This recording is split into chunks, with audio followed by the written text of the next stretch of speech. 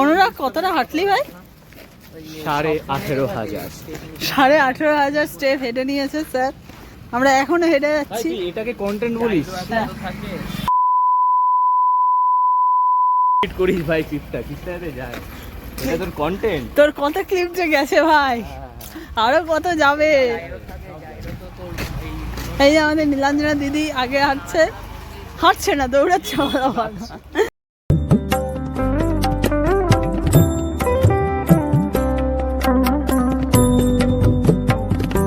এখানে আমরা খাবার অর্ডার করেছি, আমাদের কারো খাবার আসেনি।